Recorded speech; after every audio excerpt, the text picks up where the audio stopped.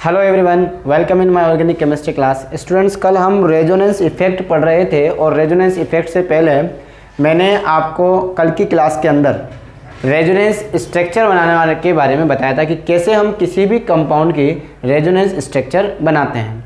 देखिए बच्चों, यहाँ पर कल मैंने आपको कुछ phenol, aniline, chlorobenzene, anisole, phenoxide, बहुत सारे कंपाउंड मैंने आपको दिए थे और मैंने कहा था कि आप इनका ट्राई कीजिए और इनकी रेजोनेटिव स्ट्रक्चर बनाइए। आई होप आपने बनाए होंगे। तो बच्चों, आज मैं एक स्ट्रक्चर आपको बना के दिखा देता हूँ उनमें से ही, ताकि एक बार हमारा कल वाली क्लास रिवाइज हो जाए। तो हम यहाँ पर आज बनाते हैं फिनॉक्साइड आयन की रेजोनेटिव स्ट्रक्चर। ठीक है बच्चों, देखिए रेजोनेंस इफेक्ट क्यों दिया जाता है। किसी भी एरोमेटिक कंपाउंड की जो स्टेबिलिटी है, अगर किसी कंपाउंड में रेजोनेंस प्रेजेंट है तो वो रेजोनेंस के थ्रू ही स्टेबल होगा, यानी कि वो रेजोनेंस की वजह से ही स्टेबल होगा। तो कई कंपाउंड ऐसे होते हैं जिनमें रेजोनेंस से देखा जाता है और रेजोनेंस की वजह से ही वो कंपाउंड स्टेबल होता है, स्थायी होता है। ठीक है बच्चों, इसलिए रेजोनेंस को पढ़ना जरूरी होता है। तो रेजोनेंस इफेक्ट की अगर हम बात कर रहे थे तो मैंने कल आपको फिनॉक्साइड आयन लिया था, that is the phenoxide ion. बच्चों, ये फिनॉक्साइड आयन है और इसकी रेजोनेटिव स्ट्रक्चर हम बना रहे हैं। तो हम देखेंगे कि नेगेटिव चार्ज इस पर जाएगा, यहाँ डबल बॉन्ड बनाएगा और ये डबल बॉन्ड जो है वो आगे वाले कार्बन पर, यानी कि इस कार्बन पर जाकर नेगेटिव चार्ज बना लेगा। तो देखो बच्चों, यहाँ पर अगर हम बात करें तो इस तरीके से आपके न्यू रेजोनेटिव स्ट्रक्चर इस फिनॉक्साइड आयन की बनती है। देखेंगे गौर से, यहाँ पर ये डबल बॉन्ड, ये जो डबल बॉन्ड है, ये वाला डबल बॉन्ड उठकर, ये वाला डबल बॉन्ड उठकर इस कार्बन पर जा रहा है, यानी कि इस कार्बन पर नेगेटिव चार्ज आएगा। और अब ये नेगेटिव चार्ज उठकर इस बॉन्ड पर आ रहा है तो यहाँ पर आपका डबल बॉन्ड हो जाएगा, दिख रहा होगा आपको। अब ऑक्सीजन का जो नेगेटिव चार्ज उठ के गया है, लेकिन इसके लोन पेयर अपनी जगह पर है, तो आपके पास जहाँ चेंज आया मैंने वहाँ कर दिया है। बाकी जो बची हुई स्ट्रक्चर्स हैं वो ऐसे एज इट इज बना दी जाती है। तो स्टूडेंट्स, इसकी एक रेजोनेटिव स्ट्रक्चर ये बनेगी। अब आगे हमने गौर से देखा, अब इस स्ट्रक्चर की बारी है। इसमें देखेंगे double bond, single bond, negative charge आ रहा है, तो बच्चों यहाँ पर रेजोनेंस होगा। ठीक है, वापस अगेन ये आगे चलेगा, नेगेटिव चार्ज इस बॉन्ड पर जाएगा, डबल बॉन्ड बना देगा और ये डबल बॉन्ड जो है, जो आपका ये डबल बॉन्ड है, ये उठ के अपने आगे वाले कार्बन पर जाएगा, तो ये आगे वाले कार्बन पर नेगेटिव चार्ज जनरेट कर देगा। तो बच्चों, यहाँ से फिर एक नई स्ट्रक्चर आपको मिलती है। तो देखिए, यहाँ से फिर एक न्यू स्ट्रक्चर आपको मिलती है। तो देखो, ये डबल बॉन्ड उठकर यहाँ गया है, इसलिए यहाँ पर नेगेटिव चार्ज आएगा। ये नेगेटिव चार्ज इस बॉन्ड पर गया है तो यहाँ डबल बॉन्ड हो जाएगा, बाकी एज इट इज। तो जो ऐसा है उसे वैसा ही रहने दो। फिर अगेन आगे चलते हैं। अब ये नेगेटिव चार्ज इस पे जाएगा तो यहाँ डबल बॉन्ड हो जाएगा और ये डबल बॉन्ड अपने अगले कार्बन पर चला जाएगा, नेक्स्ट कार्बन पर पहुंच जाएगा, तो यहाँ नेगेटिव चार्ज हो जाएगा। तो फिर एक न्यू स्ट्रक्चर बनेगी। तो बच्चों, इस तरह देखते जा रहे हैं हम कब तक ये रेजोनेंस होता जाएगा। ये यहाँ गया डबल बॉन्ड, ये यहाँ गया नेगेटिव चार्ज, बाकी एज इट इज, बाकी एज इट इज। ठीक है बच्चों, नेक्स्ट फिर चलते हैं आगे। अब ये नेगेटिव चार्ज इधर जाएगा, यहाँ डबल बॉन्ड बना लेगा और ये जो डबल बॉन्ड है ये दोबारा उठकर अपनी पोजीशन पर पहुँच जाएगा। तो बच्चों, जैसा स्टार्ट किया था वैसा ही आपको मिलेगा, लेकिन बेंजीन के अंदर डबल बॉन्ड की पोजीशन जो है वो चेंज हो गई है और आप देख रहे हो जो डबल बॉन्ड था वो सिंगल बॉन्ड में कन्वर्ट हो जाएगा, नेगेटिव चार्ज फिर से ऑक्सीजन पर आ जाएगा। तो यहाँ आपने देखा कि ये फिनॉक्साइड आयन की 5 रेजोनेटिव स्ट्रक्चर बनती हैं। स्ट्रक्चर ए, बी, सी, डी और ई, ये 5 रेजोनेटिव स्ट्रक्चर है और इन पांचों रेजोनेटिव स्ट्रक्चर की एक कंबाइंड फॉर्म मिलती है जिसे हम रेजोनेंस हाइब्रिड कहते हैं। देखो बच्चों, रेजोनेंस हाइब्रिड जो होता है उसकी जो एनर्जी होती है वो इन पांचों कैनोनिकल स्ट्रक्चर से, यानी कि जितनी भी रेजोनेटिव स्ट्रक्चर बनेंगी उन सबसे कम होती है। Less energy high stable, high energy low stable. ठीक है ना। तो बच्चों, ध्यान रखना है कि इस जो अपन यहाँ इन सब का एक कंबाइंड फॉर्म बनाने वाले हैं, दैट इज रेजोनेंस हाइब्रिड, अनुनादी संकर, वो इन पांचों का एक मिला जुला रूप होता है और उसकी जो एनर्जी होती है वो इन पांचों की एनर्जी से कम होती है। यानी कि इन पांचों में जिसकी सबसे कम एनर्जी है ना, उससे भी कम उसकी एनर्जी होती है। अंडरस्टैंड। तो यहाँ पर हम इसका हाइब्रिड बना रहे हैं बच्चों। हाइब्रिड बनाने के लिए मैंने आपको बताया था कि इन पांचों स्ट्रक्चरों का एक कंबाइंड फॉर्म हमको बनाना है। तो हमने देखा कि डबल बॉन्ड यहाँ पर हर जगह घूम रहा था, ये मैंने डॉटेड डॉटेड बना दिए। इस जगह भी डबल बॉन्ड थोड़ी देर के लिए गया है और आपका नेगेटिव चार्ज यहाँ भी गया है, यहाँ भी गया है और यहाँ भी गया है। साथ में ऑक्सीजन पर भी नेगेटिव चार्ज था। तो ये आपका बच्चों इस तरीके से this is the resonance hybrid of phenoxide ion. तो आप सबने कल से लेके आज तक जितनी भी रेजोनेटिक स्ट्रक्चर पढ़ी है उन सभी स्ट्रक्चर में हमने देखा कि बच्चों ये जो एटम होता है वो बेंजीन रिंग को इलेक्ट्रॉन देता है, बेंजीन रिंग पर इलेक्ट्रॉन डेंसिटी को इंक्रीज करता है। इसने भी देखो बेंजीन रिंग को इलेक्ट्रॉन दिया है, यानी कि नेगेटिव चार्ज दिया है। ये इलेक्ट्रॉन यानी कि इलेक्ट्रॉन इधर जाते हैं और बेंजीन रिंग पर आते हैं, तो बेंजीन रिंग पर यहाँ पर नेगेटिव चार्ज आ रहा है। कल भी जब हमने रेजोनेटिक स्ट्रक्चर पढ़ी थी लास्ट क्लास में भी, तो उसमें भी बेंजीन रिंग पर नेगेटिव चार्ज आ रहा था। बेंजीन रिंग पर नेगेटिव चार्ज, बेंजीन वाले पर नेगेटिव चार्ज, ये शो करता है, ये दर्शाता है कि बेंजीन पर इलेक्ट्रॉन घनत्व में वृद्धि हो रही है। यानी कि बेंजीन से जो ग्रुप जुड़े हुए हैं, जो भी ग्रुप कल से लेके आज तक मैंने जुड़े, एनिलीन, एनिसोल जो मैंने आपको दिए थे, क्लोरोबेंजीन, ब्रोमोबेंजीन, आयोडोबेंजीन, फिनोल, ये जितने भी हैं इन सब में जो ग्रुप बेंजीन से जुड़ा हुआ है वो क्या करता है, बेंजीन रिंग को इलेक्ट्रॉन देता है, प्रोवाइड करवाता है, दान करता है। यानी कि ये सारे की सारे इलेक्ट्रॉन डोनर ग्रुप हैं। कौन कौन से? देखो बेंजीन रिंग पर अगर हम बात करें, ये बेंजीन रिंग है बच्चों, ठीक है। बेंजीन रिंग पर कौन कौन से ग्रुप मैंने जोड़े? कल जोड़ा था मैंने NH2 जोड़ा था, याद है आपको, दैट इज एनिलीन। और फिर मैंने आपका दूसरा बनाया था बेंजीन रिंग पर, दूसरा बनाया था उसमें मैंने जोड़ा था OCH3 दैट इज एनिसोल, तो ये भी इलेक्ट्रॉन देगा। तीसरा मैंने बनाया था क्लोरोबेंजीन, ब्रोमोबेंजीन, आयोडोबेंजीन, कुछ भी हो सकता है, chloro bromo iodo that is halobenzene, ठीक है ना। तो ये भी क्या करेंगे, इलेक्ट्रॉन पेयर देंगे। तो ये सारे ग्रुप जो कल मैंने बताए थे आपको बच्चों, जो जो बेंजीन रिंग से, बेंजीन रिंग से इसमें NH2 जुड़ा हुआ है, इसमें ये जुड़ा हुआ है, इनमें ये सारे जुड़े हुए हैं, ये सब की सब बेंजीन रिंग को इलेक्ट्रॉन प्रोवाइड कराते हैं। इट मीन्स ये इलेक्ट्रॉन डोनर ग्रुप है। तो ये बेंजीन को इलेक्ट्रॉन देते हैं, प्रोवाइड करवाते हैं, इसलिए इनका जो इफेक्ट है बिकॉज ऑफ रेजोनेंस शो करेंगे, बेंजीन को इलेक्ट्रॉन देकर रेजोनेंस शो करेंगे, इसलिए इस इफेक्ट को हम R इफेक्ट कहते हैं। और बिकॉज ये इलेक्ट्रॉन प्रोवाइड करवा रहे हैं, इलेक्ट्रॉन दान कर रहे हैं, दे रहे हैं, इलेक्ट्रॉन दाता समूह है ये, या इलेक्ट्रॉन डोनर ग्रुप बोलेंगे इनको, ये प्लस R इफेक्ट शो करते हैं, प्लस R इफेक्ट। तो जितने भी इलेक्ट्रॉन डोनर ग्रुप होते हैं वो प्लस R इफेक्ट शो करते हैं, और जो इलेक्ट्रॉन विड्रॉइंग ग्रुप होते हैं, जो बेंजीन पर इलेक्ट्रॉन डेंसिटी डिक्रीज करते हैं, वो माइनस R इफेक्ट ग्रुप होते हैं। तो चलिए आज हम उनकी भी डिस्कस कर लें कि अगर मान लो ऐसा ग्रुप हो जो इलेक्ट्रॉन विड्रॉ करे, जो इलेक्ट्रॉन खींचे, उसकी रेजोनेटिक स्ट्रक्चर कैसे बनाएंगे, तो वो मैं आपको बता देता हूँ। देखिए बच्चों, ये हो गया आपका फिनॉक्साइड की रेजोनेटिक स्ट्रक्चर। अब मैं आपको बना के दिखाता हूं नाइट्रो की, यानी कि nitrobenzene. This is the nitrobenzene. आप सब ध्यान से देखेंगे बच्चों, बहुत ही इंपॉर्टेंट स्ट्रक्चर में बनाने जा रहा हूं। ये होता है nitro, N double bond O, coordinate bond O, that is the nitrobenzene. क्या नाम है इसका? इसका नाम है बच्चों नाइट्रोबेंजीन, इंग्लिश में भी हिंदी में भी। मुझे इसकी रेजोनेटिक स्ट्रक्चर बनानी है, नाइट्रोबेंजीन। तो नाइट्रोबेंजीन में आपने देखा कि एक एरो लग रहा है, ये एरो नहीं है, ये कोऑर्डिनेशन बॉन्ड होता है, उप सह संयोजी यौगिक होता है ये, तो उप सह संयोजी बंध होता है ये। तो इस बंध को जब हम कोवलेंट बंध में कन्वर्ट करके लिखते हैं, सह संयोजी बंध में कन्वर्ट करते हैं, तो इसको हम सह संयोजी बंध जब बनाएंगे तो जिसकी तरफ पूंछ थी उसके ऊपर पॉजिटिव चार्ज आएगा और जिसकी तरफ हेड था उसकी तरफ नेगेटिव चार्ज आएगा। वापस देख लो, जब भी एक कोऑर्डिनेट बॉन्ड को, ये ऐसा है बच्चों, इस कोऑर्डिनेट बॉन्ड को कोवलेंट बॉन्ड में कन्वर्ट करोगे, तो कोवलेंट बॉन्ड में कन्वर्ट करेंगे यानी कि उप सहसंयोजी बंध को सहसंयोजी बंध में बदलेंगे, तो इस कोऑर्डिनेट बॉन्ड को इस तरह सिंगल बॉन्ड में कन्वर्ट कर दो, और जिधर पूंछ थी उधर आपका पॉजिटिव आएगा और जिधर सिर था उधर आपका नेगेटिव आएगा। तो कोऑर्डिनेट बॉन्ड को जब कोवलेंट बॉन्ड में लिखा जाएगा तो इस तरह लिखा जाएगा, तो इसलिए मैंने यहाँ पर इस तरह लिखा है। अब बच्चों गौर से देखो, डबल बॉन्ड, सिंगल बॉन्ड, देखो ये डबल बॉन्ड दिख रहा है आपको, डबल बॉन्ड, फिर सिंगल बॉन्ड और फिर पॉजिटिव चार्ज। इट मीन्स यहाँ पर रेजोनेंस होगा। अब कैसे होगा ये हम देखते हैं। देखिए डबल बॉन्ड है तो डबल बॉन्ड उठ के इधर जाएगा।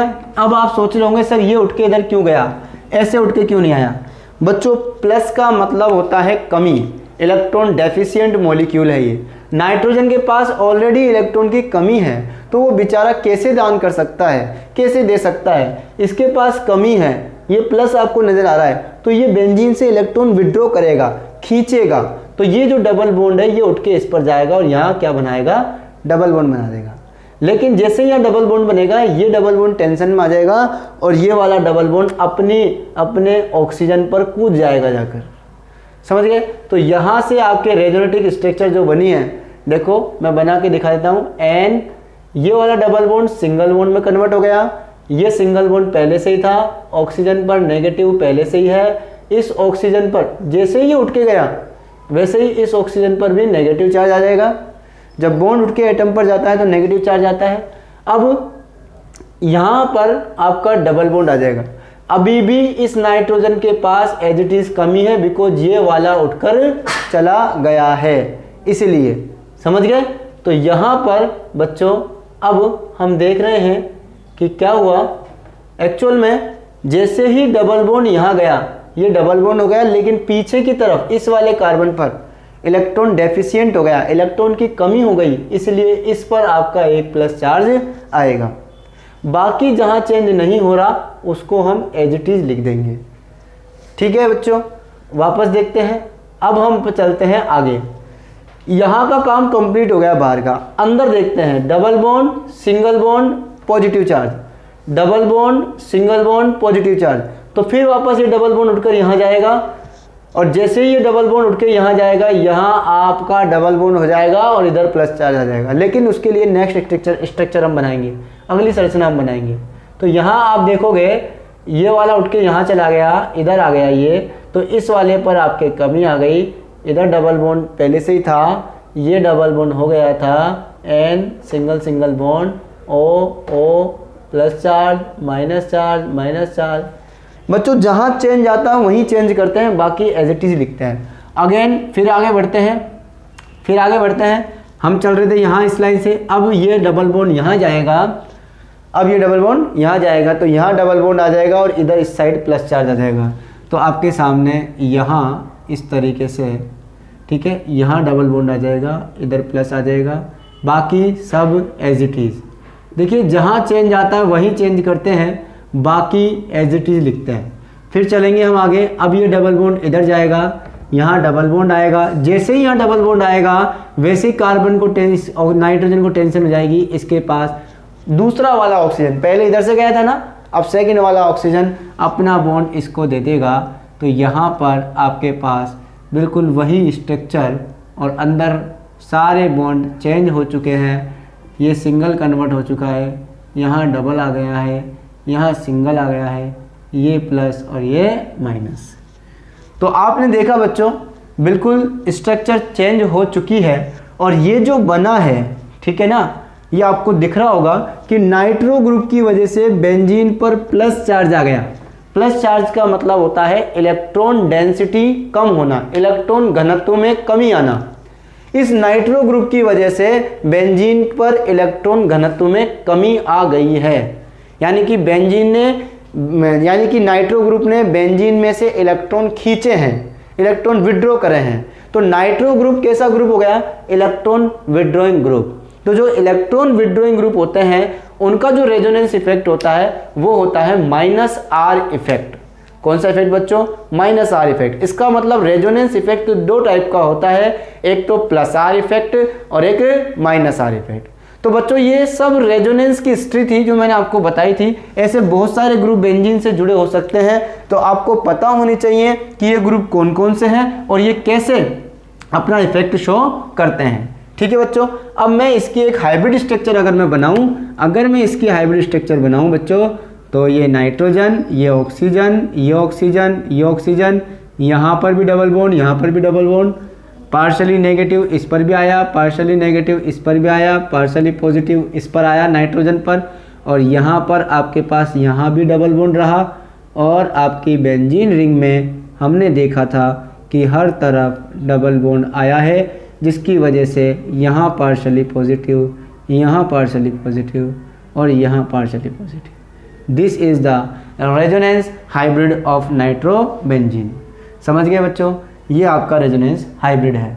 ओके, तो आपके ऐसे और भी ग्रुप हैं जो ये शो करते हैं, जैसे साइनाइड,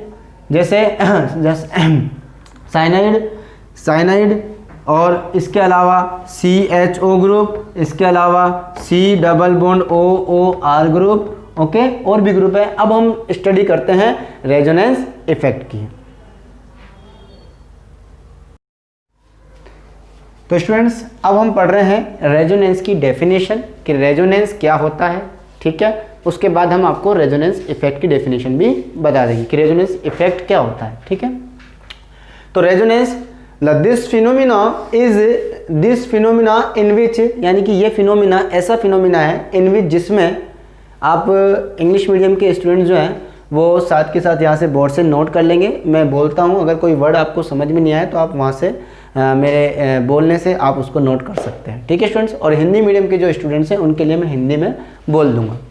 तो देखिए, this phenomenon in which two or more structure can be written for a compound, यानी कि इस फिनोमिना में क्या होता है कि दो या दो से अधिक हम कंपाउंड की स्ट्रक्चर लिख सकते हैं, but none of them represent it accurately is referred to as resonance and these structure are known as resonating structure।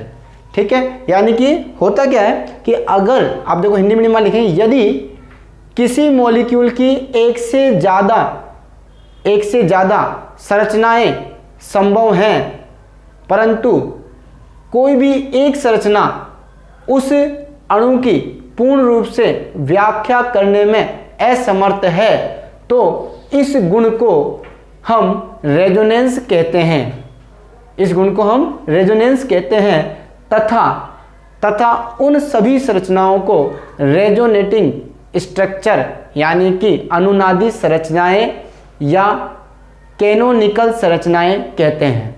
ठीक है, यानी कि अगर किसी मॉलिक्यूल की एक से अधिक स्ट्रक्चर पॉसिबल हैं, लेकिन कोई सी भी एक स्ट्रक्चर उस मॉलिक्यूल को एक्यूरेटली डिफाइन नहीं करती है, तो उन सभी स्ट्रक्चर को तो हम बोलेंगे रेजोनेटिंग स्ट्रक्चर या कैनोनिकल स्ट्रक्चर, तथा उस फिनोमिना को, उस इन स्ट्रक्चर के लिखने के फिनोमिना को हम रेजोनेंस कहेंगे। Understand students?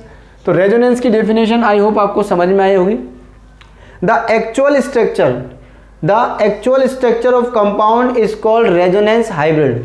कंपाउंड की जो एक्चुअल स्ट्रक्चर है वो रेजोनेंस हाइब्रिड कहलाती है। यानी कि हमने जो 4 4 5 5 6 6 स्ट्रक्चर बनाई थी, जो हमने 4 5 स्ट्रक्चर यहाँ पर बनाई थी, उनमें से कोई भी स्ट्रक्चर वास्तविक संरचना नहीं थी। ध्यान रखेंगे, तो जो यहाँ पर कंपाउंड की वास्तविक संरचना होती है वो उसका अनुनादी संकर होती है। ठीक है, the actual structure of compound is called resonance hybrid.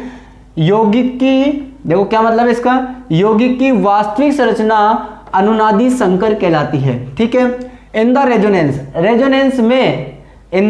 Resonance में there is delocalisation of pi electron, यानी कि रेजोनेंस फिनोमिना के अंदर पाई इलेक्ट्रॉनों का डीलोकेलाइजेशन होता है। डीलोकेलाइजेशन का मतलब होता है पाई इलेक्ट्रॉन जो होते हैं वो एक जगह से दूसरी जगह पर स्थानांतरित होते हैं। ठीक है ना, तो रेजोनेंस के अंदर क्या होता है, पाई इलेक्ट्रॉनों का स्थानांतरण होता है या विस्थानीकरण होता है। हम ये कह सकते हैं विस्थानीकरण, एक स्थान से दूसरे स्थान पर। तो रेजोनेंस में पाई इलेक्ट्रॉनों का विस्थानीकरण होता है, परंतु परमाणु स्थानांतरित नहीं होते हैं। इस बात का बच्चों ध्यान रखना है कि रेजोनेंस संरचना जब हमने बनाई थी, आपने भी देखा था, तो इलेक्ट्रॉन जा रहे थे, वो भी कौन से, पाई इलेक्ट्रॉन जा रहे थे। ठीक है, कौन से इलेक्ट्रॉन जा रहे थे, पाई इलेक्ट्रॉन, लेकिन परमाणु नहीं जाता। अगला है condition of resonance. Condition of resonance पढ़ने जा रहे हैं हम। देखिए पहली condition, the contributing structure should have same atomic position, यानी कि जितनी भी जो स्ट्रक्चर हमने बनाई थी उन सभी स्ट्रक्चर को हम कंट्रीब्यूटिंग स्ट्रक्चर भी बोल सकते हैं बच्चों। रेजोनेंस में जो कंट्रीब्यूट कर रही हैं, तो द कंट्रीब्यूटिंग स्ट्रक्चर यानी कि रेजोनेंस में भाग लेने वाली जितनी भी संरचनाएं हैं उनमें सभी में एटॉमिक पोजीशन सेम होनी चाहिए। सभी अनुनादी संरचनाओं में परमाणु की स्थिति समान होनी चाहिए, परमाणु की स्थिति बदलनी नहीं चाहिए। ये पहली कंडीशन है, ठीक है ना। मैंने यहाँ मेन कंडीशन लिखी है, सारी नहीं लिखी। दूसरा, the contributing structure, second condition पढ़ रहा हूं मैं, the contributing structure should have same number of unpaired electron, यानी कि जितनी भी अनुनादी संरचनाएं होती हैं उनमें अनपेयर्ड इलेक्ट्रॉनों की संख्या भी समान होनी चाहिए, ठीक है। अनपेयर्ड इलेक्ट्रॉन जो कि पेयर्ड नहीं है, अनपेयर्ड। अगला, the contributing structure should have almost same energy, यानी कि जो कंट्रीब्यूटिंग स्ट्रक्चर होती हैं, रेजोनेंस स्ट्रक्चर जो होती हैं, उनकी एनर्जी भी ऑलमोस्ट सेम होनी चाहिए ताकि वो किसमें, हाइब्रिड बनाने में पार्टिसिपेट कर सकें, ठीक है। तो जितनी भी रेजोनेटिव स्ट्रक्चर होती है उनकी ऊर्जाएं भी लगभग समान होनी चाहिए। Contributing structure must be planar, contributing structure must be planar होनी चाहिए, यानी कि जो अनुनादी संरचनाएं होती हैं वो कैसी होनी चाहिए, प्लेनर, समतलीय होनी चाहिए, यानी कि एक ही तल में होनी चाहिए। अब हम पढ़ते हैं बच्चों इफेक्ट ऑफ रेजोनेंस, कि रेजोनेंस का इफेक्ट पड़ता कहाँ है। देखो रेजोनेंस मैंने आपको बताया था, इसकी ज़रूरत पड़ती है स्टेबिलिटी पर, यानी कि किसी भी मॉलिक्यूल की हमें अगर स्टेबिलिटी बतानी है तो वहाँ पर रेजोनेंस हमारा बहुत हेल्प करता है। तो किसी भी मॉलिक्यूल की स्टेबिलिटी हम रेजोनेंस से फाइंड आउट करते हैं, अंडरस्टैंड। तो वापस देखिए, it is responsible for stability of the molecule, यानी कि ये किसी मॉलिक्यूल की स्टेबिलिटी के लिए रिस्पॉन्सिबल होता है, जिम्मेदार होता है। इस पर हम ये कह सकते हैं कि किसी मॉलिक्यूल की स्टेबिलिटी को डिफाइन करने के लिए रेजोनेंस की आवश्यकता होती है, अंडरस्टैंड बच्चों। अब हम बताते हैं आपको नेक्स्ट है रेजोनेंस इफेक्ट, या उससे पहले हम तो रेजोनेंस एनर्जी, इसके बारे में हम बात करेंगे बच्चों। देखेंगे, resonance hybrid has much lower energy than the energy of any canonical structure. देखिए मैंने आपको पहले बताया था कि जितनी भी रेजोनेटिंग यानी कि अनुनादी संरचनाएं होती हैं उनको हम कैनोनिकल संरचनाएं भी कहते हैं।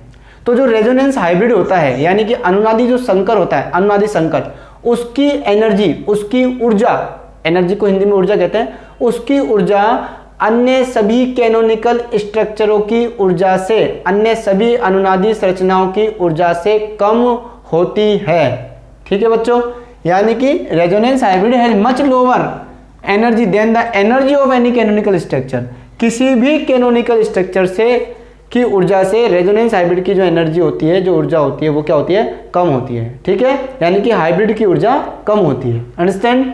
तो फिर क्या होगा, the difference between the energy of resonance hybrid, difference यानी कि अंतर, किसके बीच में अंतर, रेजोनेंस हाइब्रिड की जो आपका अनुनादी संकर है उसकी ऊर्जा तथा उन सारी अनुनादी संरचनाओं के अंदर से जो सबसे ज़्यादा स्थायी अनुनादी संरचना है उसकी ऊर्जा। जैसे मान लो 5 अनुनादी संरचनाएं बनी, समझो मेरी बात को, 5 अनुनादी संरचना बनी, उनमें A, B, C, D, E मैंने नाम दिया, तो B सबसे ज़्यादा स्थायी है, ठीक है, B सबसे ज़्यादा स्टेबल है। तो इसकी ऊर्जा और अनुनादी संकर की ऊर्जा का जो अंतर होगा उसे ही हम अनुनादी ऊर्जा यानी कि रेजोनेंस एनर्जी कहते हैं, ठीक है ना।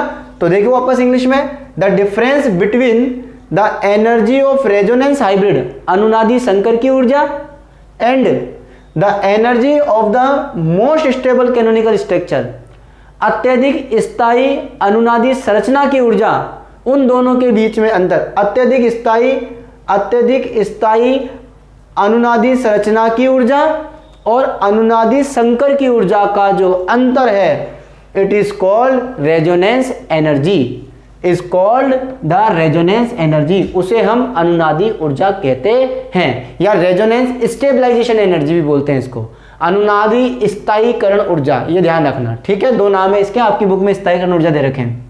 चलिए अब स्टेबिलिटी की बात कर लें, इसमें मैं कुछ नोट डलवा देता हूं कि हम कैसे पता लगाएंगे कि रेजोनेंस की वजह से कौन सा मॉलिक्यूल ज्यादा स्थायी होगा। कि 5 स्ट्रक्चर आपको दे रखी है, A, B, C, D, E, 5 resonative structure आपको दे दी मान लो, और आपको देखना है कि इनमें से मोस्ट स्टेबल कौन सी है। तो मोस्ट स्टेबल का पता लगाने के लिए बच्चों मैंने कुछ पॉइंट्स यहाँ पर लिखे हैं, आप जरा ध्यान से देखेंगे, ठीक है।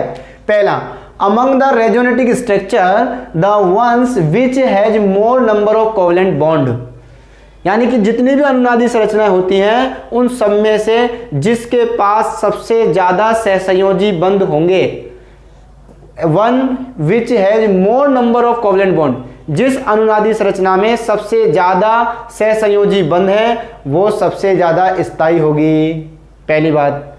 दूसरी बात, all the atom with octet of electron, जितने भी एटम होंगे जिस संरचना के सभी परमाणुओं का अष्टक पूर्ण होगा, जिस संरचना में सभी परमाणुओं का क्या होगा, अष्टक पूर्ण होगा, वो ज्यादा स्थायी होगी। ये स्थायी देखने का तरीका कि कौन सी स्टेबल होगी, ऑक्टेट जिसका कंप्लीट होगा, A B C D E ये 5 स्ट्रक्चर है, मान लो सी के सारे एटम का ऑक्टेंट कंप्लीट है, सारे एटम का ऑक्टेंट कंप्लीट है, ठीक है। ऑक्टेंट मतलब आउटर मोस्ट सेल में 8 इलेक्ट्रॉन, देखो हाइड्रोजन को छोड़कर, हाइड्रोजन में 2 इलेक्ट्रॉन होते हैं, ठीक है ना, आउटर मोस्ट सेल में, तो हाइड्रोजन को छोड़कर अदर सभी एटम में के ऑक्टेंट अगर कंप्लीट है जिस स्ट्रक्चर में, वो सबसे ज्यादा स्टेबल होगी, ठीक है। तीसरा, less separation of opposite charge, जो अपोजिट चार्ज होते हैं उनका सेपरेशन कम से कम हो, सेपरेशन कम से कम हो, वितरण यानी कि चार्ज का बंटवारा नहीं होना चाहिए, आवेश का पृथक्करण नहीं होना चाहिए, आवेश का पृथक्करण होता है तो वो कम स्टेबल होती है, ठीक है। तो कम से कम आवेश का बंटवारा हो, ज्यादा से ज्यादा आवेश का डिस्पर्शन हो, फैलाव होना चाहिए आवेश का, अंडरस्टैंड। तो देखो ये कैसे पता लगेगा सर, ये लास्ट वाली लाइन समझ में नहीं आई आपके, तो देखो मैं समझा देता हूं, negative charge on more electronegative atom, negative charge on more electronegative atom, इसका मतलब अत्यधिक विद्युत ऋणी परमाणु तत्व पर, अधिक विद्युत ऋणी परमाणु तत्व पर अगर ऋणावेश आता है, मोर इलेक्ट्रोनेगेटिव एलिमेंट पर अगर नेगेटिव चार्ज आता है, या मोर इलेक्ट्रोपॉजिटिव एलिमेंट पर, मोर इलेक्ट्रोपॉजिटिव एलिमेंट पर पॉजिटिव चार्ज आता है, अधिक विद्युत ऋणी पर माइनस चार्ज, अधिक विद्युत धनी पर पॉजिटिव चार्ज अगर आता है तो वो सबसे ज्यादा स्टेबल होंगे, सबसे ज्यादा स्थायी होंगे। तो अधिक विद्युत ऋणी परमाणु पर नेगेटिव चार्ज, जैसे ऑक्सीजन है, ऑक्सीजन अधिक विद्युत ऋणी परमाणु है और उस पर नेगेटिव आ रहा है, उस पर नेगेटिव आ रहा है तो वो अधिक स्थायी होगा, लेकिन अगर उस पर कहीं पॉजिटिव चार्ज आ रहा है तो वो कम स्थायी होगा, ठीक है। इसी तरह अगर कम विद्युत ऋणी परमाणु यानी कि अधिक विद्युत धनी परमाणु पर अगर पॉजिटिव चार्ज आ रहा है तो वो भी ज्यादा स्थायी होगा, ज्यादा स्टेबल होगा। तो ये स्टेबिलिटी पता करने के तरीके हैं, तो नोट डाल के मैंने आपको यहाँ पॉइंट लिख दिए हैं। अब हम बात करते हैं रेजोनेंस इफेक्ट की, कि रेजोनेंस इफेक्ट क्या होता है। मैंने यही तो पढ़ रहे थे हम रेजोनेंस इफेक्ट, लेकिन इसको समझने के लिए पहले हमें रेजोनेंस को समझना पड़ा था।